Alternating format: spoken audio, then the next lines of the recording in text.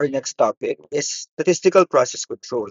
So from the name itself, we're going to use statistical tools in order to attempt to control a process. So here we're going to learn about control limits so that we're going to learn when processes exceed these control limits, either the upper control limit or the lower control limit, or it could be a change in baseline. But before we proceed further, let's compare and contrast statistical process control with the tool that you already know. That is root cause analysis. Root cause analysis is carried out only on a single event. So when something bad happens, when there's a deviation, when there's a problem, and you do it retrospectively, meaning from the present going back to the past. From the present problem, you try to identify the causes, eventually try to get to the root cause. In contrast, in statistical process control, you monitor a regular operation of a system by examining multiple events. In other words, you could do it real time or prospectively, meaning from the present, you follow the process forward in time. Because of this, you could react as things happen. In other words, in real time. There are two things that I'm going to teach you today: statistical process control for system performance and for failure rates. For monitoring system performance, we have the X bar and the R charts, while for monitoring failure rates, we have P and NP charts. This is going to be the outline of our discussion. We're going to ask, why do systems fail? We're going to briefly review statistics. We're going to learn about the two types of variation: natural variation and special cause variations. We're going to also learn about performance targets. What are the types of performance targets and how do we set them? And second to the last, we're going to learn about the six-step SPC process. And lastly, I have some notes about tinkering. When systems fail is either one of two things: either a lack of design and a lack of oversight and control. And statistical process control would help with the latter, the part where we need oversight and control. Lack of design means the people operating the system don't know how the process should work. And lack of oversight and control means the people don't know how the system is actually working. Okay? So first, for the lack of design aspect, it could be solved by um, process control analysis. That our topic last session. Okay? So for oversight and control, that's actually the purpose of statistical process control. So here we're asking, is the performance acceptable or as good as it can be? So what's our basis for that? Our basis for that are the different performance targets. And later, we're going to learn how to set these performance targets. Okay? So you're either reaching your performance targets or not. If you're reaching your performance targets, then you should do nothing more than to continue monitoring system performance. And what I would caution you is that you should avoid tinkering, meaning meddling with the system, because it's going to lead to unforeseeable effects. Otherwise, if the performance targets are not reached, then we need to assess the work to determine how to improve performance. This is where we're going to consider corrective action. But before we proceed further, let's quickly review statistics. So here we have the different types of data. Data could be either continuous or discrete. Continuous means that the event can assume any value. So it could assume any decimal, for example, from 1 to 3, 2.5, 2.33. Okay? So what are some examples of those? Examples include temperature, right? In contrast, discrete data records events that can only assume a finite number of events. So for example, number of patients, number of beds in a hospital, right? And we could further differentiate discrete data between categorical data and count data. Categorical data describes events that either do or do not meet a standard. Either, for example, pass or fail. You could also put color there, right? So different categories. In contrast, count data records the number of occurrences of an event, a number that is indivisible, meaning an integer. So it's either only one or two or three, but it's discrete, meaning no decimal places. Okay? Also, there are two types of statistics: descriptive statistics and inferential statistics. When we say descriptive statistics, we're describing a certain group. So, for example, summary statistics like the mean, median, mode, as well as measures of spread, like standard deviation. Statistical process control, however, is built on what we call inferential statistics. Inferential statistics will make conclusions about a population by examining a small group of events. So the population is your target.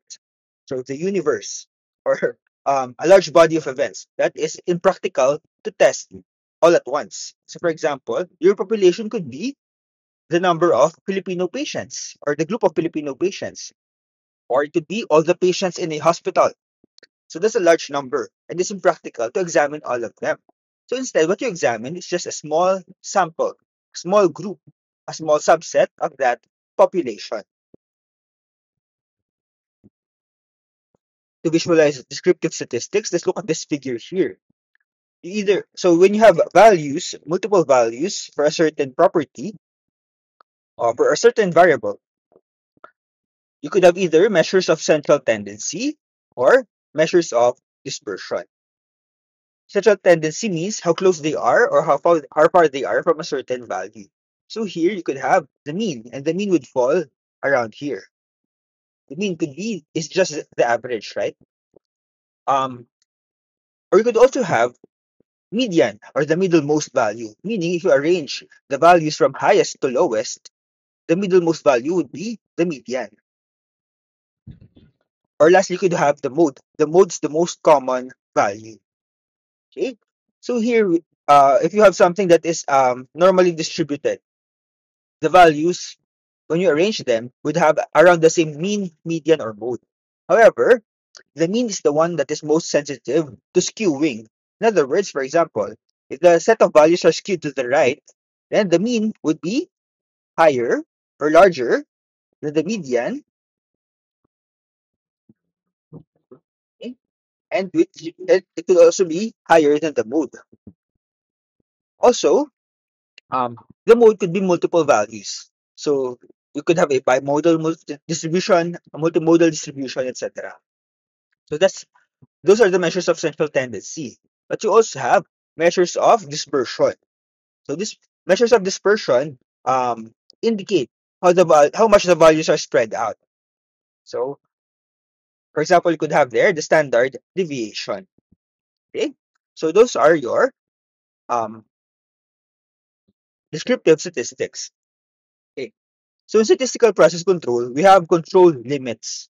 So control limits are the limits or the boundaries of the acceptable values.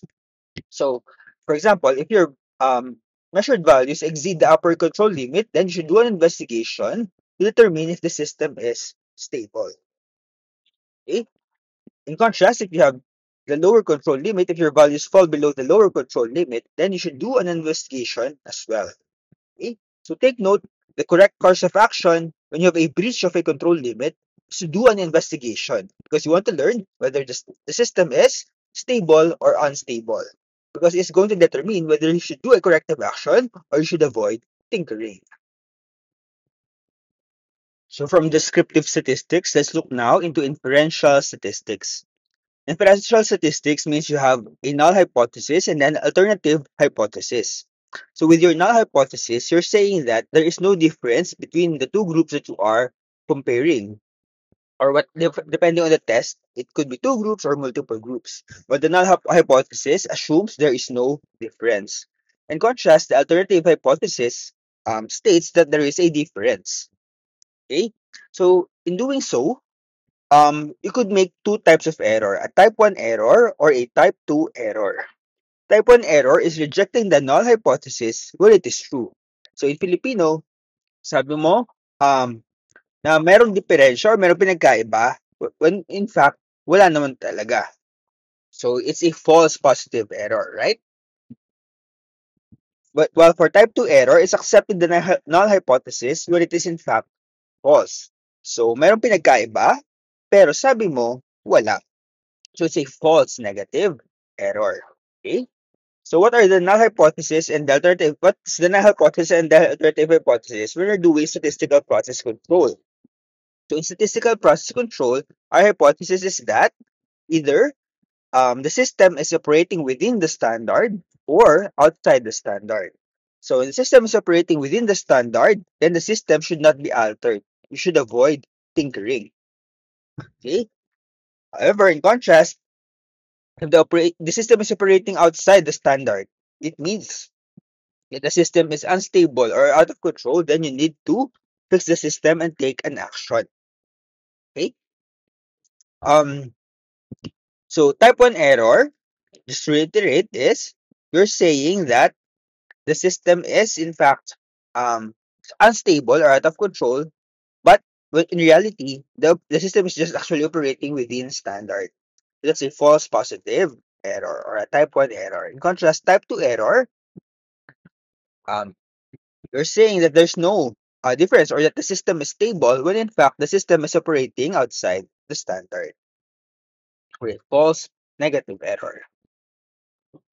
But why does system performance vary in the first place? There are two causes. It's either natural or special cause variation. Natural variation refers to the ever-present factors in a process that produce deviation in performance. So natural variation is part of the normal performance of a system. So stable systems, our performance falls within a range set by historical experience. This part of the normal day-to-day changes in the performance or in the features of the system. In contrast, special cause variation, you could point to a specific cause. That's why it's called an assignable or non-inherent variation. Um, Special cause variation is the emergence of new factors in a process that cause performance to deviate beyond previously observed limits. So if there's special cause variation, the system is said to be unstable or out of control. That's where you need to take action and to investigate. Okay? But how do we set performance targets in the first place? How do we determine whether something is already acceptable? What's the acceptable performance of a system? So you could get it from three factors. So one, you could get it from consumer expectations. Is this acceptable for our clients? So in the hospital care setting, that means is the patient satisfied? Second, you could also look into industry information. You could have best practice guidelines, for example. Or, but if depending on your setting, if you're not really aiming for best practice, you could also look into local standards. You could have head to head. You could look into your head to head competition. So, for example, if there's no best practice for hospitals in the Philippines, then you could just look into your local setting. What are the hospitals near me? Or what are the hospitals with equivalent performance near me? How do they perform? What are their standards? What's the benchmark that you could set? And lastly, it could come internally from the organization. Okay? So, but what's not here? You could see that all of this is empirical, and also all of them are based in reality. So, personal ambition, for example, should not be a basis for setting performance targets. There are 6 steps in doing statistical process control. One, collect data. Two, calculate the descriptive statistics. So that's where you get your measures of central tendency and your measures of dispersion. Third, you calculate control limits. Then four, you graph the actual and expected performance. Based on that, you get five. Interpret performance. Is it within control limits or does it breach the control limits? And lastly, investigate the instability and improve as needed. Is the system actually out of control? Is the system performing well or not? And that's where you decide whether you have to improve or not. To illustrate this case, let's look at an emergency room wait time. So the case is this. The director of an emergency room known for high quality care, but often criticized for its long waiting time, wants to reduce wait times to improve patient satisfaction. The ER director has set a goal that the average patient time, defined as the time between when the patient is registered and her first contact with a physician, should be 30 minutes or less, and no patient should wait more than 1 hour. So again, the first step would be to collect data. And actually, data collection is the most time-consuming part of the SPC process. So first, you determine the desired sample size. So question, is the sample size in SPC similar to the sample sizes you get with your surveys, with your other public health studies? Actually, it's not. Um, According to Juran and Godfrey in 1999, sample sizes are typically just between 4 and 5 observations for variables. Okay, and also there's a trade-off between the cost of collecting data and the accuracy of information. Of course, with a bigger sample size, with and more sampling frequency, it's going to be more expensive. However, if you decrease the sample size too much, then the information you get may be inaccurate. Okay? Okay. So aside from that, you have to decide the procedure for ensuring that the samples are random. Um, so for example, in the emergency room, if you ask the personnel there to collect the data for you, and if you ask the data to be collected in a non-random manner, then there may be bias in collection. So in order for the emergency room to look good, for the performance to look better than it actually is, um, the data collectors may be tempted to get the best case for the scenario, right? Okay. Lastly, of course, you should determine the personnel responsible for data collection. Of course, the easiest would be to just allow the staff there in the emergency room to get the data for you. However, as I have mentioned, it's prone to bias. So you could maybe assign external data collectors in order to do this for you. So once you're done collecting the data, you need to place it in a table like this. However, as you could see, this is not yet summarized. What you just have here are the data points for each patient. So in this particular data, as I have mentioned, the sample size should be just around 4 to 5 patients. So this was taken over the course of 20 weeks. But after that, what do you need to do? You need to calculate the descriptive statistics. You need to summarize the data further. So what are the measures of central tendency, the measures of deviation that you need to take? Um, you could get the mean and standard deviation or the range. Now, there are two types of chart based on the descriptive statistics that they use. You could have an X bar chart or an R chart. Okay, so the X bar chart is used to track performance that can be measured on a continuous scale. This is sample averages and to establish upper and lower control limits. In contrast, R charts track the uniformity of performance that can be measured on a continuous scale using sample ranges and establish upper and lower control limits. So in other words, in an X bar chart, you plot the mean, while in an R chart, you plot the range. So let's compute for the average and the range. So the average is 32 plus 9 plus 87 plus 79 plus 5 divided by 5. So the average wait time for the first week is 42.4. Then next, you calculate it for all of the weeks, right? Then you calculate the average time across the 20 weeks. It's around 43.93. In contrast for range, simply take the uppermost value and subtract the lowest value. So for week 1, for example, this range between the longest and the shortest patient wait time of around 82 minutes. And you just do the same for all the weeks. Then you take the average range across the 20 samples, it comes out at around 61.5 minutes. Okay, so we already have um, the goals, right, from the ER director. The ER director's goal is less than 30 minutes, right? So from this alone, from the average and the range alone, you could see that the average ER wait time is 43.93 plus minus 30.75 minutes. So it already exceeds the wait time, the average wait time. And the actual wait times range from 13.18 to 74.68 minutes. So there's also a wide variability or variation in terms of the wait time of patients. But how do we calculate the control limits for the X bar chart and the R chart? Well, we actually have formula. And you need for the formula these control chart factors. These control chart factors are given. So this is in your reference book. And this is in our lecture. So depending on the sample size, um you could get the factors D3 and D4 and the A. Okay? A is a control chart factor. So for the X bar chart, you need A. So from there, you see, if you look at the formula, it's just the lower control limit is simply the grand average minus the control chart factor times the average range, right? This is the lower control limit for the X bar chart. The upper control limit is just the opposite of it. So you add the control chart factor times the range to the grand average.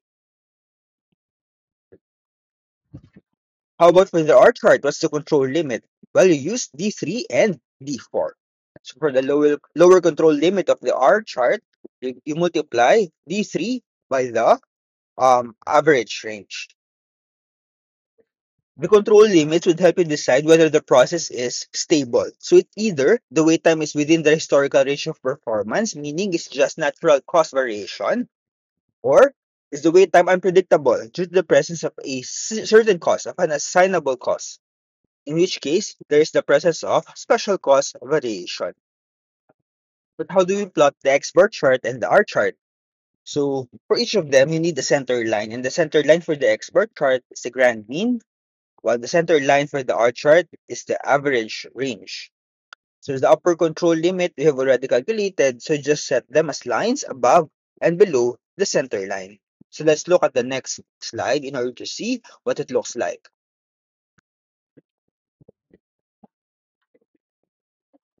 So the X bar chart is on the left while the R chart is on the right.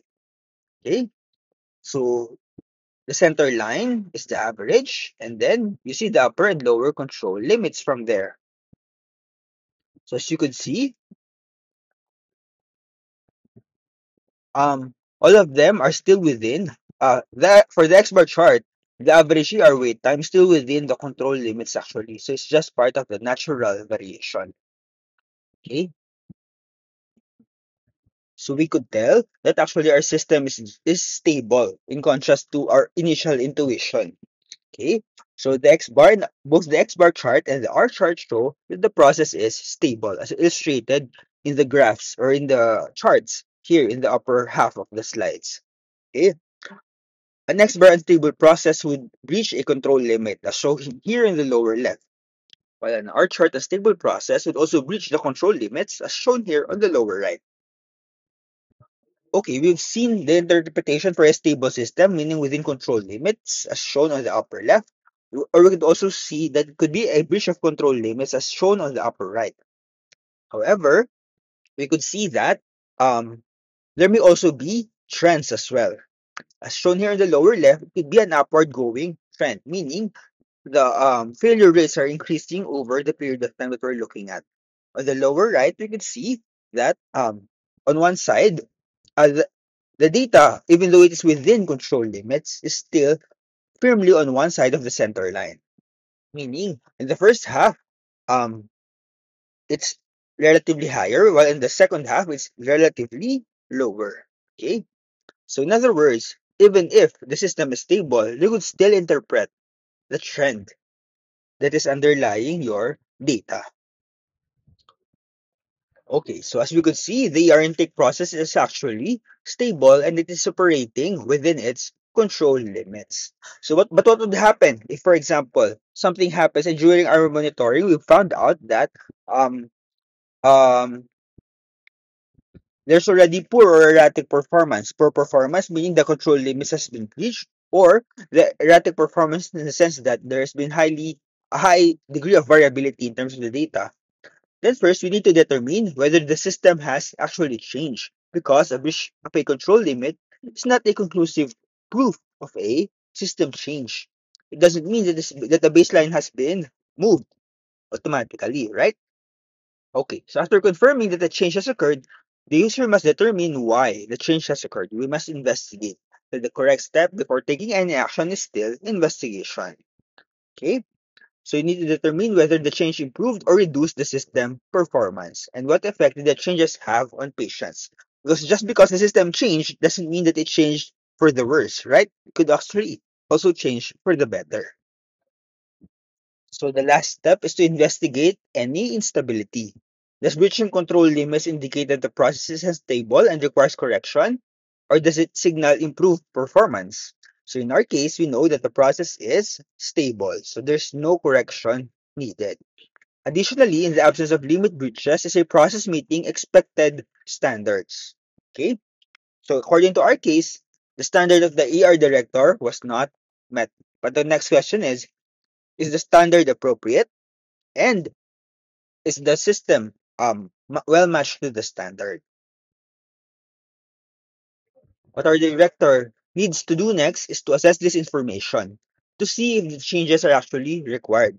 Is the 42-minute wait time to see the doctor acceptable? How are the competitors in the local area performing in the absence of best practice guidelines? And do patients expect faster service? Are they satisfied with the 42-minute wait time? Okay, so the director must determine if performance is acceptable and whether wait times can be reduced given the resources at her disposal. But lastly, I have a warning against tinkering. So what is tinkering? So this graph shows the blood pressure of a patient on antihypertensives. So they are recording their systolic blood pressure here. As you can see, that the medication has to be taken daily. However, because the patient reacts or tinkers on the medication depending on their blood pressure. So, for example, if they see that their blood pressure is relatively high compared to the average, they double the dose.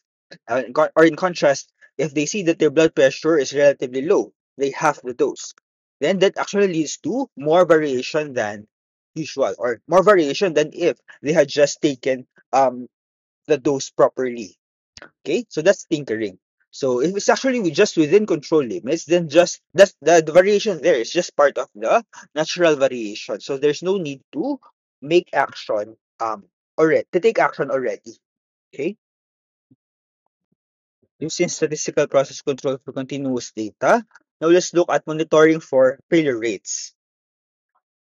So with failure rates, we're looking into a specific type of data called binomial data. Binomial data is a subset of discrete data used to record the outcome of events that produce only one of two possibilities. So the two possibilities are it either conforms or does not conform. So conformance products or services are those that meet defined standards that are deemed acceptable for sale or further use. Non-conformance products or services are just the opposite. Compared to the other type of data in which we use the X bar and the R chart, for this we use the P chart and the NP chart. So P refers to the non-conforming units over sample size, while P bar refers to the total non-conforming units over the total number of units. So it's the difference between the two types of charts. So NP chart tracks the number of events that meet the defined standard and establishes the upper and lower control limits. They can only be used when the sample size is constant. In contrast, the P chart tracks the rate at which events meet a defined standard and establishes the upper and lower control limits. So the P chart is more general and more flexible and more usable because the sample size does not need to be constant. Okay, so these are just the formula for the control limits of the P chart and the NP chart. So pause the video at this point and take a chance to look and study the formula. But the bottom line is that the P chart is used when the sample size varies. As you could see in the NP chart, we multiply the P bar by the sample size.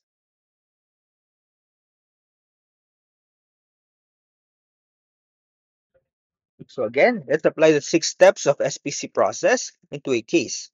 So here we're looking to the accuracy of surgical coding. Proper surgical coding is important for reimbursement, right? So hospital wants to track the accuracy of surgical coding.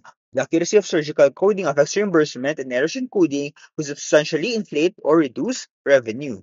Both types of errors should be avoided.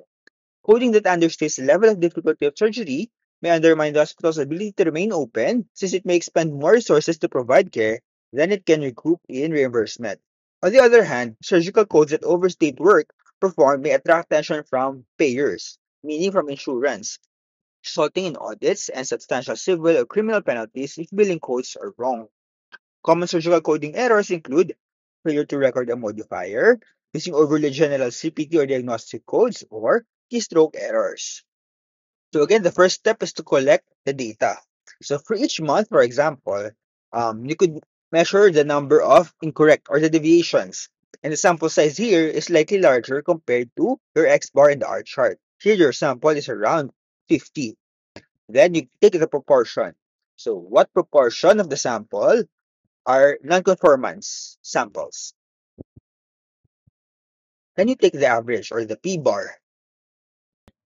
From there, you just place the values into our equations earlier. calculate the control limits. Step 4, graph the actual and expected performance. So here you could see that the chart demonstrates that there were high rates of errors in August and September. But by October, the error rate was finally equivalent to the rates achieved in January through June. The control limits calculated are not valid, however, due to the presence of special cost variation in July. In other words, the coding process is not stable. There was a breach of control limit, specifically the upper control limit in the month of July, and the variation in performance is caused by non-random variation. This is our interpretation of the graph. The coding process was unstable in July. However, the next 2 months has already decreased. And by October, the process was already operating below the center line. The next step would be to investigate the instability. So what happened in July? So was a new employee hired? Were one or two experienced encoders on summer vacation? Or was there an implementation of a new coding system or process? Next, let's take a look how to properly set valid control limits. Actually, when special cost variation is present, you have to do this. You have to adjust the control limit accordingly. So the first step is to identify samples in which special cost variation is present, and then identify its cause and eliminate them. So if you have identified that in July there was a special cost variation present, and you have identified, for example, that the cost was a human resource factor. For example, there was a new employee back then. You have to eliminate all the samples with special cost variation. Meaning, for example, you have to remove all the samples that were analyzed by that new employee. And then you calculate the new control limits based on the remaining data. Because a valid control limit should have no special cost variation. So next question is, what if you have varying sample sizes? Do you average the sample size over the study period, or do you use a period-specific sample size? Well, what you could do is you could use a variable control limit. It's a control limit that widens when a small sample size is drawn and it narrows as a larger sample size is drawn. So the formula just varies. So you could use this formula. So what if, for example, you found out that the process capability has changed? For example, the system has improved. The performance of your team has become much better. Well, you could actually change the control limit then. You could rebase. Rebasing the control limit means just that you recalculate the control limit to recognize changes in process capability. So, for example, in this figure, in this case, you could see that earlier in the first half of the year, they have a wide control limit and they have a lax control limit because they recognize that the performance back then was pretty bad. However, in the latter half of the year, they have recalculated the control limits, they have improved on it because the process has or the capability of the process has improved. So to summarize, um, your SPCs could help improve performance. The primary function of statistical process control is to identify special cost variation, specifically to identify when performance is significantly different from historical performance. And in SPC, special cost variations are indicated by a breach of a control limit. However, users must recognize that aside from looking at breaches of control limits, you could also recognize that there are trends and patterns that may indicate system change. Alright, that's it for our lecture for today. Thank you very much for listening. If you have any questions, just message me. Thank you, everyone.